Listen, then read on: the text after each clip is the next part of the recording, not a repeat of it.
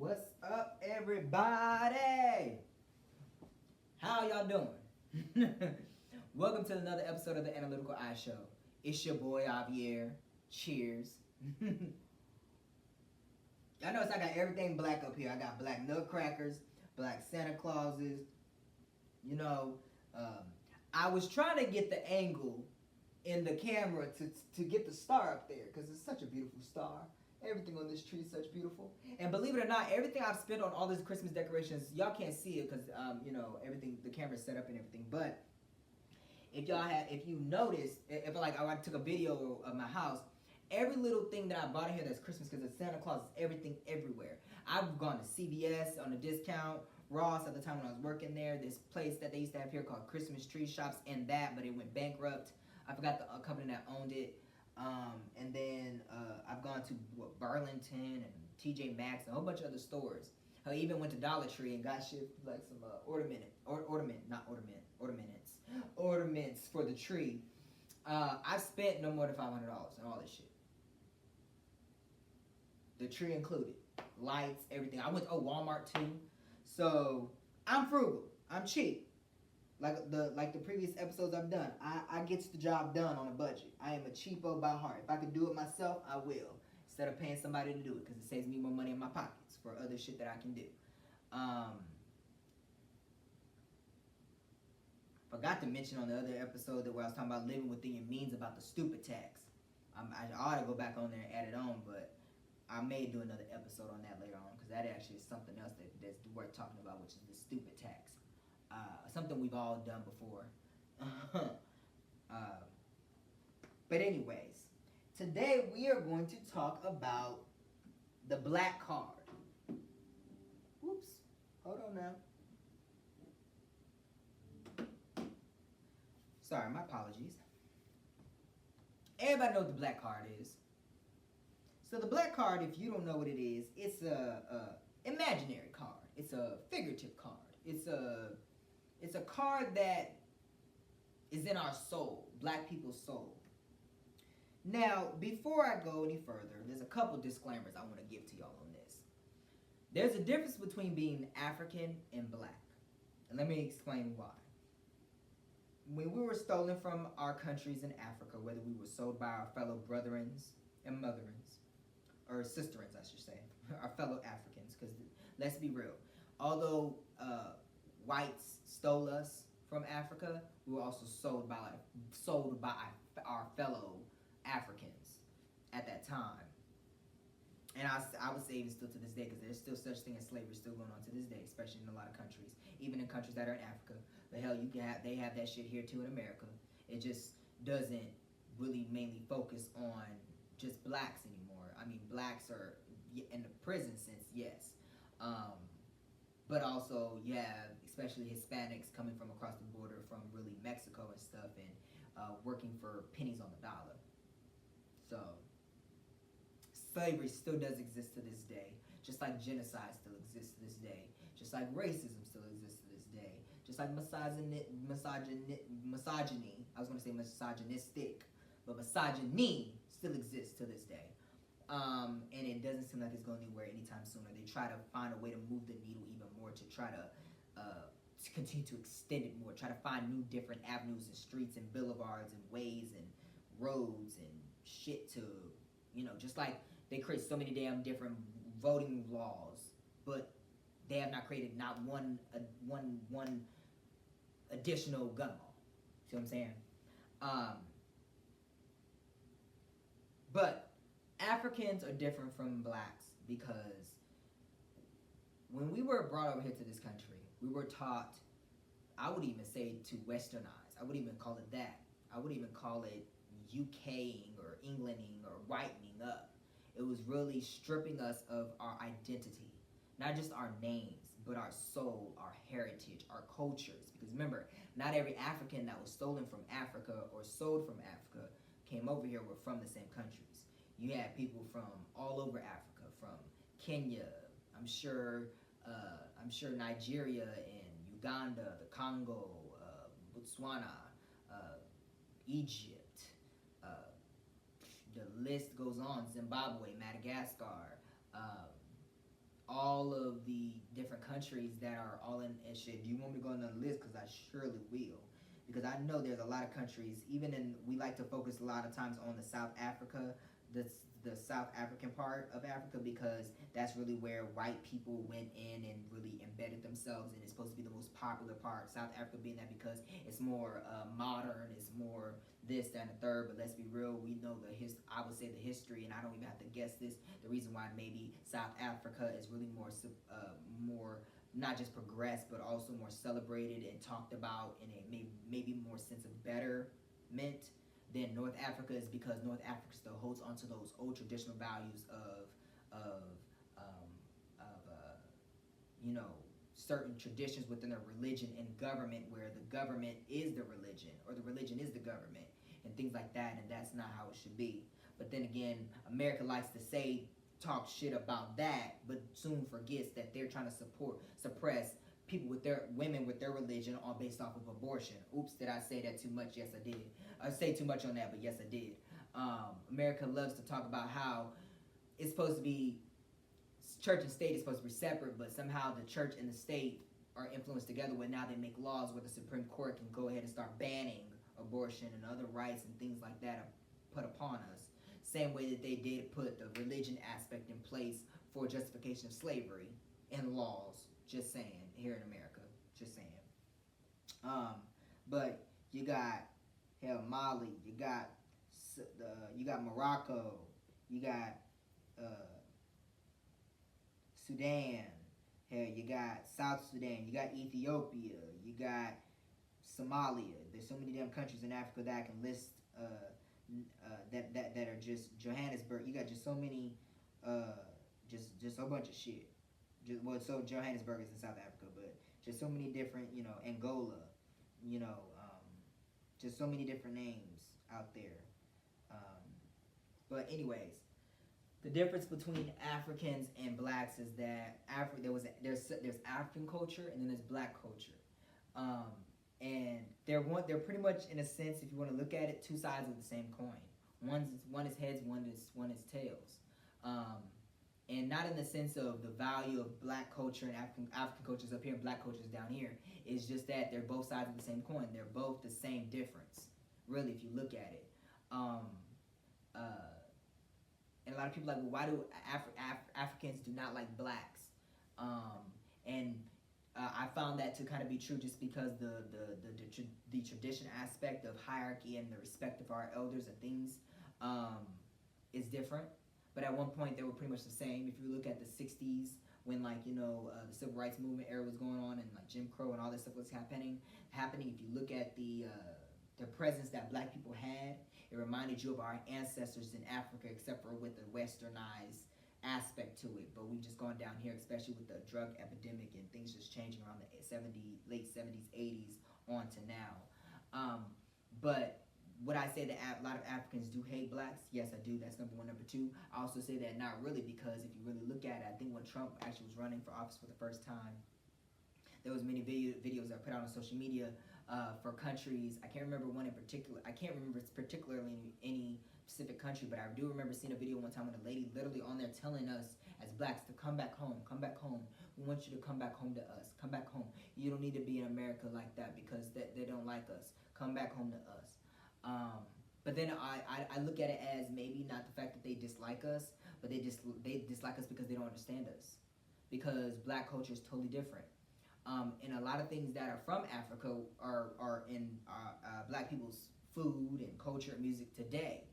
And style and the way we walk, our hair, the way we talk, the way we look, the way we love, the way we breathe, the way we raise our families. It does derive from African culture, but it's a strained, thin line of African culture, because remember, they chopped every single rope that they could in separating us from our native land through slavery, through whitening us up, through the masters raping our black queens, and criminalizing I shouldn't even say not black queens, our African queens then that became black queens.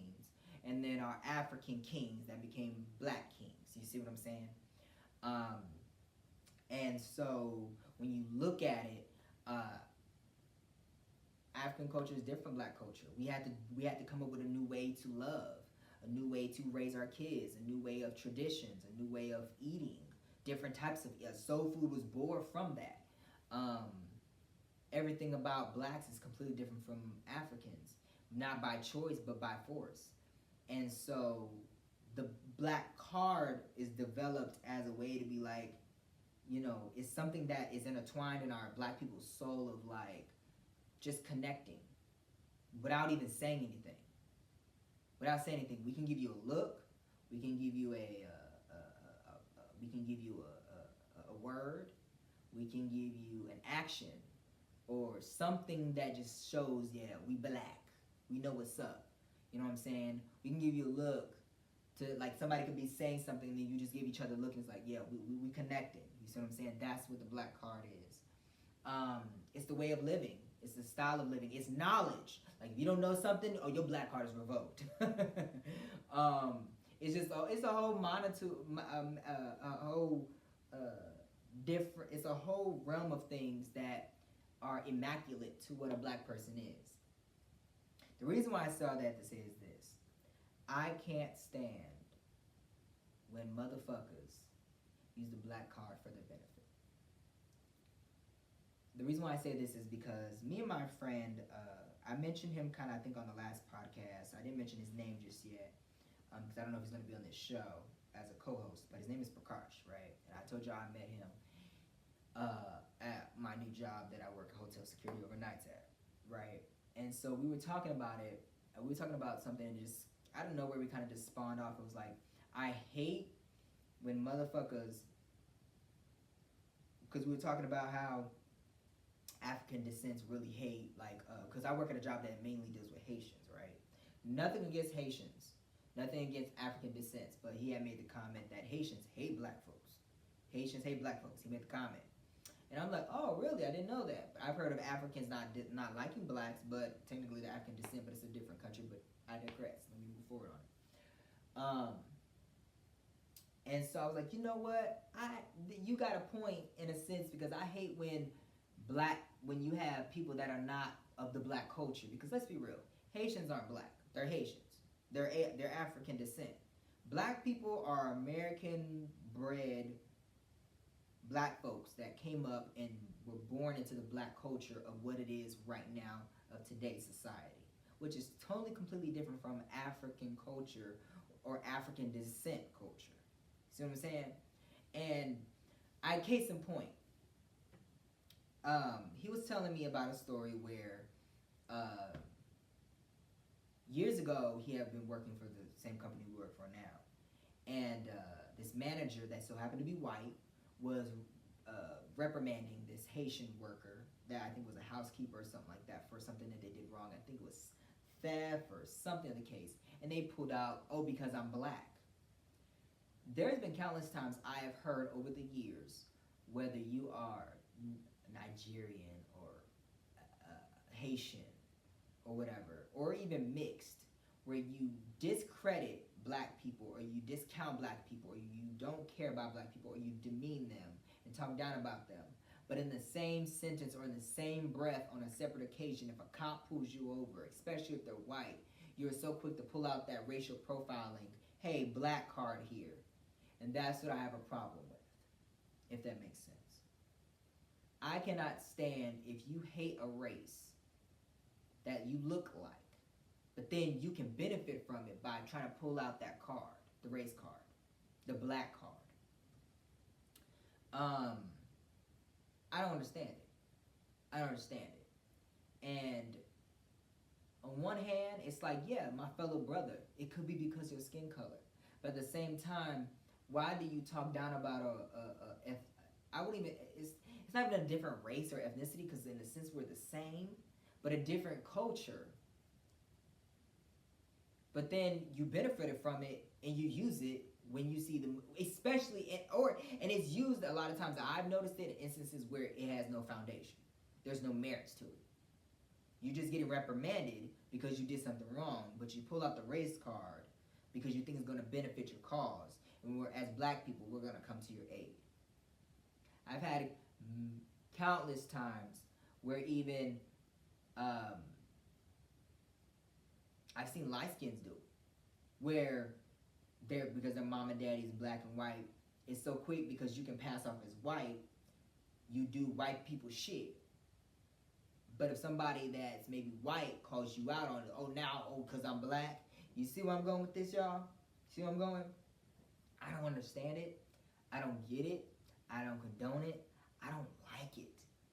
And maybe somebody out there has an answer for me that I don't have. But I just always understood, and I think I actually put this in my notes, where it says, using the black card when it suits you, either actually a black person or an African descent that hates black America, black culture. Because let me tell you this, it's not even just Haitians or anybody that is not black culture. It's also black people in America, born in Compton, born in the Bronx or Brooklyn, or born in Chicago, or born in Denver. Hell, I've had it in Denver where there are black people that despise the black race, black culture, but then come running back when they need it. And I got a couple of names on that list. Stacey Dash, Omarosa. Just two ladies I know for a fact that do that. And there's a couple other people out there where we have to be like, they're gonna remind you that you black. They're gonna remind you one way or another, black people.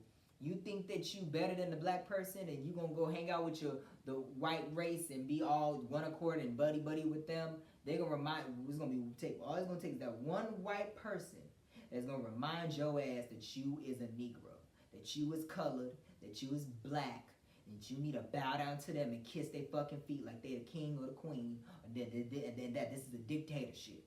They're gonna remind you that this country is a blood country built off the backs of slaves. They're gonna remind you.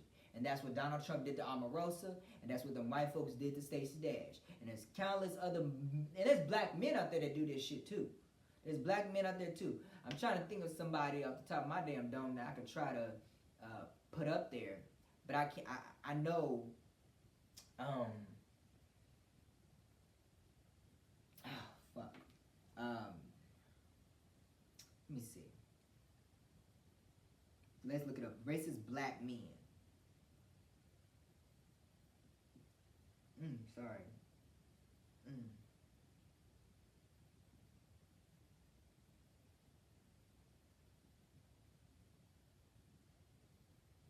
I'm trying to think, because I'm trying to put it on my,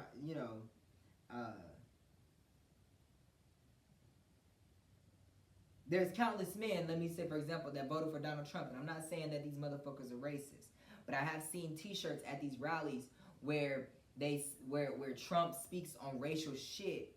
And I see these black men and black women out there. There's this duo that is on that believes in him. I ain't seen these chicks in a while, but their name is Diamond and Silk. They believe in Donald Trump. They vote for him, everything like that. And the comments that they make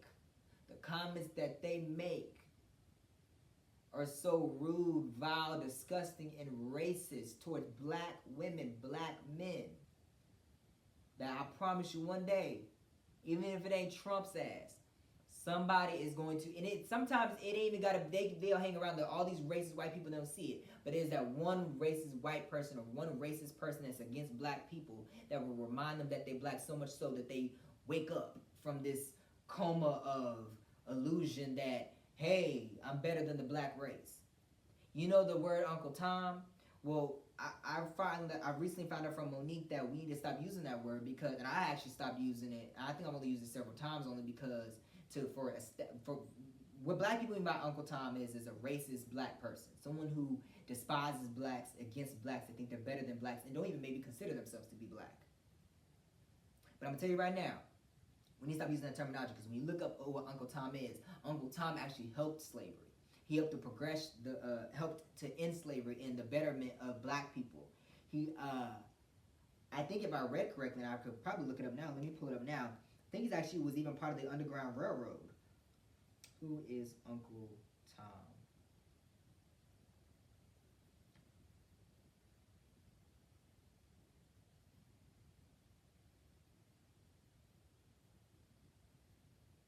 So Uncle Tom is a title character of Harriet Beecher Stowe's 1852 novel Uncle Tom's Cabin.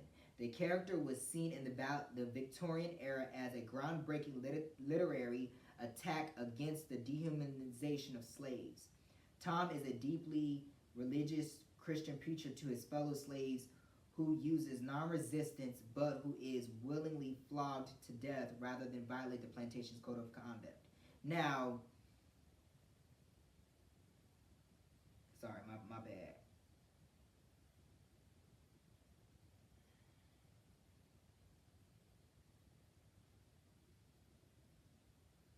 Sorry. And even the video that and even in the video that Monique talked the video that Monique posted on her podcast, on her Instagram, it talks about how Uncle Tom was not a racist black man to us. That's what whoever came up with the idea for it, that's what we stuck with, was that he was basically the guy that say, no, go on in the master's house and go get the ass whooping. Go on in there and get sexually assaulted or whatever. He was for it. He was the Uncle Tom that was just against it. That was against us for them. But it's just case in point to say that these motherfuckers are racist to their own kind. I've seen it at the Trump rallies. I've seen it. And some people may even try to call me, oh, you Uncle Tom, or you a racist. I'm not racist to my own kind. I love my own kind. I just call us out on the shit that we do that just don't make no fucking sense sometimes. But I like to think that, and everything I've said on this podcast is for the betterment of black people, especially black women, because I grew up with black women. I was raised by black women. I was raised by ethnic women. And not even just, they're strong, beautiful, wielded black women that have gone through many trials and tribulations of their lives, and they've succeeded against all odds. And no matter what has been thrown at them, they were able to persevere, and push the needle forward for the betterment of black women, black people as a whole. Without a black woman, I wouldn't be here to this day. And so, for the life of me, I just don't understand, why does that happen? And maybe that's some shit y'all can help me answer.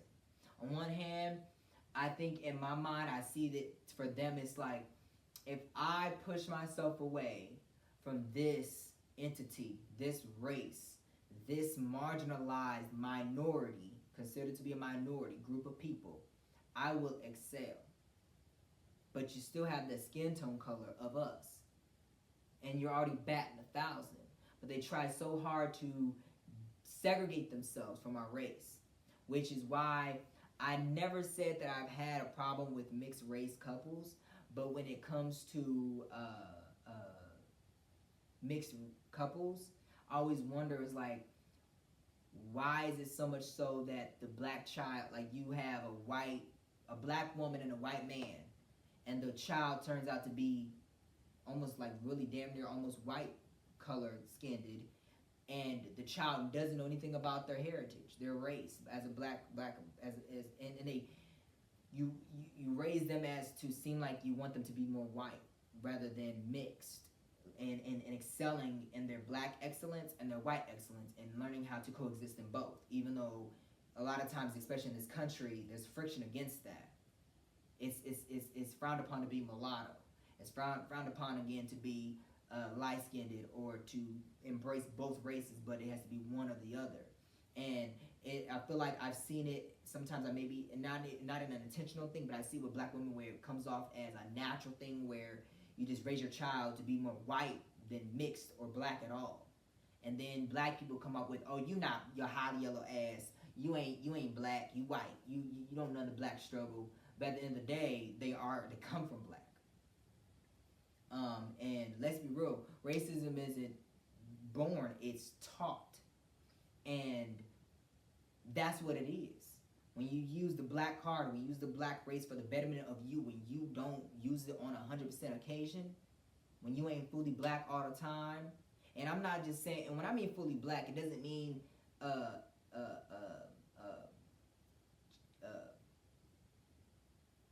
carefully, surgically removing all your other parts of you that make up who you are. So if you are also Chinese, if you also have some whiteness in you, or whatever other races or ethnicities or whatever has brought you to who you are today, pull that out of you and just be 100% black. I'm not saying that, but I'm just saying you can't choose to pick up black people and put them down when the mood suits you, because it does nothing good for us as black people when you do that. It's almost like that black chick that sat up there and lied that she was taken and kidnapped.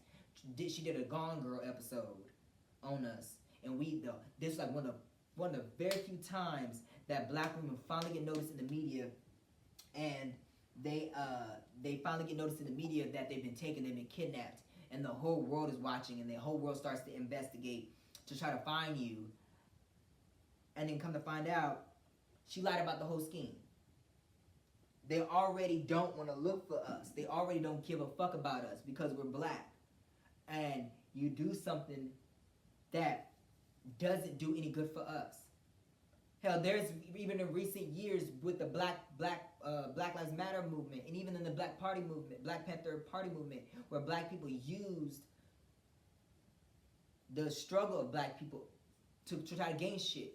When you're out protesting and then you have these rioters that are also black but also white, they're out there protesting, but then they go and start helping direct shit up, just like it's still TVs and shit that don't help black people cause. And then when you get in jail, when you go to jail or get arrested, or they got their knee on your back while they're trying to handcuff you because you're out here stealing shit from Best Buy because you want shit for free off the black suffrage, or off the black, I don't give a fuck. I know that a lot of people are like, suffrage is not the right context word out here, because I remember using that word one time in Full Sail in my thing, and she's like, you like suffrage is for a woman, but I like the word suffrage, so I'm using the fucking word suffrage. You take that up with you and your God and your Oxford or Webster dictionary. But you're using black people's suffering or suffrage just to get a TV, and it doesn't help our cause. And there's countless people out there that were during the 90s when that Rodney King and Latasha Johnson, I think that one girl that was killed by that Korean lady store owner, and then that fucking white judge got her ass off with probation because she didn't look like a fucking killer, along with all the countless other shit that was going on around the world and around the United States in the 90s with police brutality, where they went out there, and I get it, you were frustrated, but you go out there and your main sole purpose. I saw that documentary LA 92 that premiered on National Geographic for the first time a couple of weeks ago, and they're out there stealing TVs, stealing this, stealing that, stealing fucking dry cleaning clothes and stuff like that. How does that better our movement when you're out? And then when you get asked, hold on, pause, because I just need to make sure something. Okay, sorry. Then you get asked, what do you think about the movement? What do you think about this happening? And you don't even know what the fuck you're talking about. I remember I went to school at NCAS. I lived, the school I went to in the neighborhood is called Montbello. Everybody calls it Mont Ghetto because it was, first it was a landfill, and the myth, from what I hear, and I haven't done my research to fully know this, but they say all they did was they put the landfill in the ground, and then built the houses on top of it. They didn't, it's dirty land or whatever, so that's what they call Mont Ghetto and all this other shit. Plus, the school got shut down because of all the violence and bad test scores and shit like that, but they revamped it, opened it back up, and all the other stuff like that. But nonetheless, that is a whole nother story for a whole nother day. But I remember when, Eric Gardner in New York, the guy that got choked out when he kept saying, I can't breathe, and they had him on the ground, and they killed him outside that convenience store.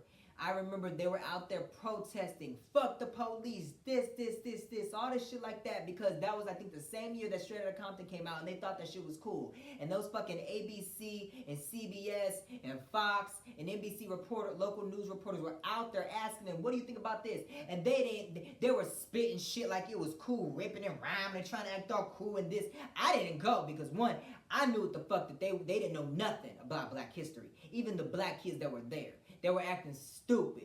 They didn't know what the fuck they were talking about. They didn't know, they didn't have any position or leg to stand on, because when they got on when that fucking camera got in their fucking face, they sounded stupid. They sounded illiterate. They act like they didn't have a knowledge about our history. And these were black people. These weren't just Mexicans and whites that were out there and Asians. We're talking about straight up black folks. They got on that fucking white ass network channel and they sat up there and was talking stupid. So much so, you know what they do? They film it, they take it back to the studio, they cut it together, and they put it on a segment. Those anchors, after that little video was shown, you could look at these white anchors. They were just sitting there like you could tell. And I'm gonna try to put a link in the description so y'all can click on it and watch it for yourself to see how stupid they looked. Now, don't get me wrong, some of them said some shit like, oh yeah, we tired of black people killing each other, but for the most part, you can tell they didn't know nothing from it, and they thought it was a game. All they did was, and not just thought of it was a game. A lot of them went out there because they didn't want to be in school no more.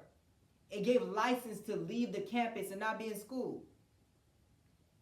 Because they ain't, and you can tell because half of them weren't getting good grades any fucking way. So they were invested in their education. What little of education that America gives us. That's what pissed me off and irks my feelings. And that's why a lot of times I'm like, I ain't going into no protest. I'm not doing it. Because you're not gonna, I support you getting out there and making your voice be heard, but not through destroying your own neighborhoods, destroying your own property, and then get mad because now you gotta go out to Timbuktu to get your food, go to the DMV or whatever the fuck it is, or go to work or whatever it is because you don't fuck up your own neighborhood. I've always said it like this: don't go fuck up your own neighborhood, go fuck up the white people neighborhood to get your voice heard, because at least then they gotta come to the hood again. But that's really a joke. But seriously, I say all that to say, I just don't understand why they did that. I'm still pissed off about it. Just thinking about that shit, that irks me. Because you get on TV and you don't have no clue what the fuck you're talking about. Or you do, but using so much profanity, you looking so on camera. I'm not saying you gotta be all proper and European and suited and booted, ready to talk about what the fuck you talking about, but at least know what the fuck you're talking about and what you're gonna say, and have a good message that can reach across the screen and grab somebody and pull them in and say, hey, listen. That's all I'm saying. And I ain't gonna lie, I've had those moments on this podcast where I've talked out the side of my neck and I sound really asinine and really like, what the fuck this dude talking about? He's all over the fucking place. But at the same time, this is my podcast. So I can do it I'm the director, I'm the producer, I'm the creator of this motherfucker. So I can sit up here and say what the fuck I want to say and how I want to say it. You don't like it, you can't turn this shit the fuck off. And I said it pretty much in every episode in recent times. All I'm saying is this: I just don't understand it. You can tell that you pick a lot of black people, a lot of African people, or African descent. They pick up that black card and use it when the mood suits them. You being a criminal and then want to get mad because you say they're racially profiling you, when that actually is not the case. I've seen countless times on body cameras where black people are saying, oh, you being racist, or are you just harassing me because I'm black, or is it because I'm black? When that has nothing to do with that. It's the fact that you're on probation, you violated your probation, and they coming to take your ass back to jail. You committed a crime and your face is all over the camera and you a badass liar, or because you are doing something that you're not supposed to be doing. It just so happens that a white person is arresting you for it. I can't stand when people just don't take, and it all comes down to accountability, responsibility, and trying to think of another ability word.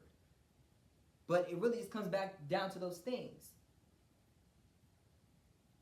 And I just don't understand it. I just don't understand it. And it irks my nerves. It irks my nerves when, I think it irks my nerves more so when my own kind does it, because you know the struggles that we've gone through as living in this skin.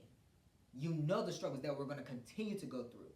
And at every turn, for you to level up, as Sierra said in her song, or be better than, you use it, that then takes us back, propels us back, instead of just accepting the consequences for your actions or what you've done or what you said.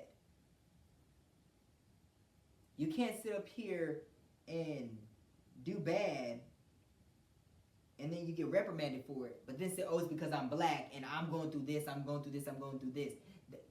No, it has nothing to do with your blackness. It has nothing to do with, oh, how much redlining or marginalizing or racism or segregation or whatever it is white people have poured onto us. It has nothing to do with it. We're talking about you, especially when you're a grown-ass adult and you're making bad decisions. And you know you're making bad decisions. And I get it. It is so easy to put this on, hey, because I am black. But when you do that, it discredits when somebody really comes forward and it says, because I'm black, you did this to me. Because all people gonna do is chalk it up to the game. Oh, all black people are criminals. All black people are animalistic or predators, as Hillary Clinton said. All black people are this, that, and the third, and they're gonna stereotype us instead of just specifying for this one person. But then they're gonna generalize the whole race. Just like I will admit, I get on the show and say white people, da da da. But when I say white people, I'm really talking about the racist white people, and you know who you are because a hit dog will holler. Because I love white people. Actually, I love them. I love them. I love the shit that they do. I love how y'all are fearless enough to jump out of planes, go to the damn moon, zip line, and all the other shit y'all do. I love the adventures of it. I love white people shit. I can't wait to do an episode on how much I love white people shit, like hiking, camping, hunting, fishing, want to skydive, zip line, all that shit. I love that shit. I can't wait to do it. I'm a white. Look, deep down, I feel like a partially white for real on board. I mean, well, because part of my family is from France, so that explains it. But because my name is French and my mom's dad's side is French and from Paris, so there's a lot of that in there. But nonetheless, and then also my grandfather's mom was Scottish, so that plays a part in it too. but I love white people shit. So let me be clear, I don't like racist white people. I respect you in your racism, but I don't like you. But I call shit out just the way I call it out. That's all I'm saying. But we got to do better, y'all. Stop using shit for you think that's going to advance you in your situation when all it's doing is harming us. Like the girl that lied about being kidnapped. Come to find out she planned and lied about the whole thing, doing a Gone Girl situation, got caught in it. Stop using the black card and picking it up, putting it down when the mood suits you, like getting arrested by a cop. Accept the consequences for your actions and shit you do, and not blaming it off on because of the color of your skin. Because the color of your skin didn't make you do that. The devil didn't make you do that. You did that. And you need to accept your faults and what you've done. Just like I do it. I would. I've never in my life never will in my life say, oh, because it was because I'm black, unless it truly pertains to you actually, through your actions, through your looks, through your words, through your demeanor, through your tone, through the way you're treating me, through the way you're reacting to me, where you feel like I should be, you think you're superior to me, or I'm inferior, inferior, I'm inferior, or you're inferior, I forgot the context of how that word would work out, or that I'm animalistic, or I'm a predator, or where you have to be afraid of me so much so that you demean me and beat me down and make me feel less than because of the color of my skin. You see what I'm saying? And this works with black people on black people. This works with white people on black people. And black people do this in reverse to white people just because they think of to get better, to try to get a leg up. But instead, it's only trifling you down even more. And then it disrespects the work that Harriet Tubman, Martin Luther King, Malcolm X,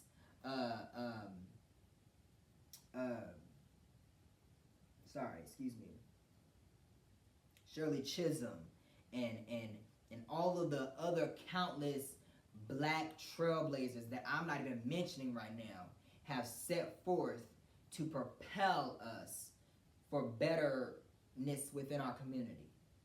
You see what I'm saying?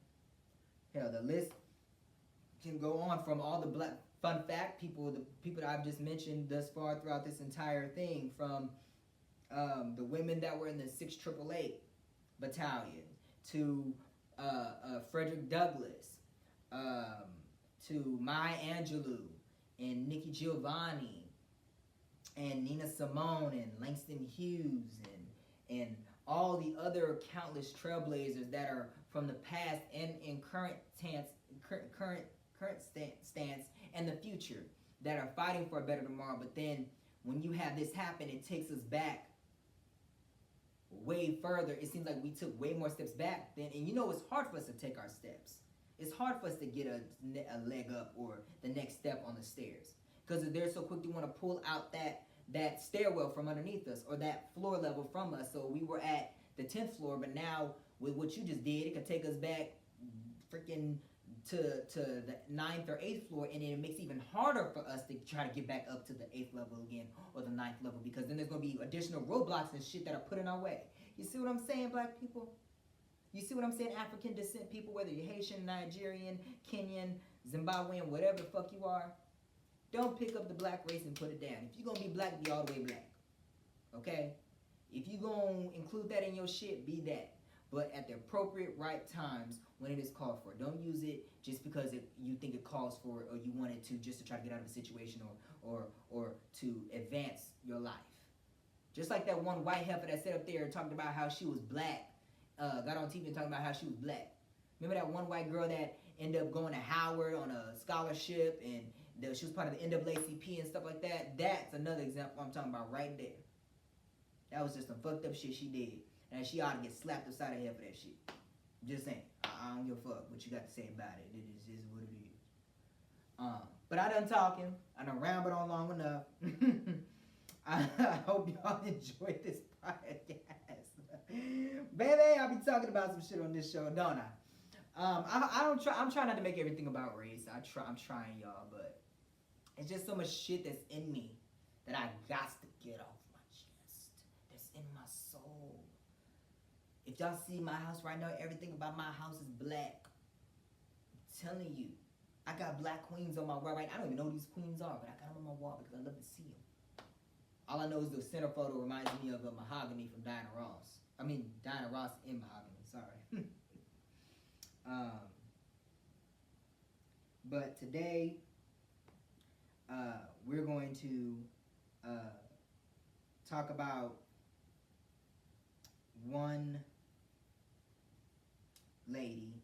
Her name is Helen G. Edmonds. She was an American historian, scholar, and civil leader. She was the first African-American woman to earn a doctorate from Ohio State and to become a graduate school dean, and the first to second the nomination of the United States presidential candidate. Sorry. She was born December 3rd, 1911 in Lawrenceville, Virginia. And she died May 9th, 1995 at the age of 83 in Durham, North Carolina. She was a board member of the United Negro College Fund, the NAACP Legal Defense and Education Fund. She, like I said, she was a professor. She got her alma mater from Morgan State College, bachelor's, Ohio State University, master's, and PhD. She had a thesis entitled The Negro Infusion Politics in North Carolina, 1894 to 1901. So I want to thank you so much. In her academic work was a discipline. Her discipline was history, and her institutions was North Carolina Central University. I want to thank you for everything she's done. Thank you for everything you've done, Helen. She also had another, besides the Negro Infusion Politics in North Carolina. She also, the other publication that she released was, that one was in 1951. She also had one in 1971 called The Black Faces in High Places, Negroes in Government. So I want to thank you for everything you've done for us. And we appreciate everything that you were. And God bless you, Miss Edmonds, or Mrs. Edmonds if you were married. I thank you for all your work. God bless y'all. Y'all can follow me on Facebook, Instagram, and TikTok for as long as it's up. At Javier Valsel. You can follow the show on Facebook and Instagram at The Analytical Eye Show. And on Twitter, iAnalytical. I'm still working on the Spotify and Apple Podcasts and other websites and stuff. And the other websites for podcasts and my official website for the show and company, along with getting the co-host and stuff for season 5. So just stay tuned for a lot more stuff, y'all. I appreciate y'all so much. And God bless y'all, and take our time to talk about things that meet the eye daily. Cheers. I'll see y'all next time. Mwah.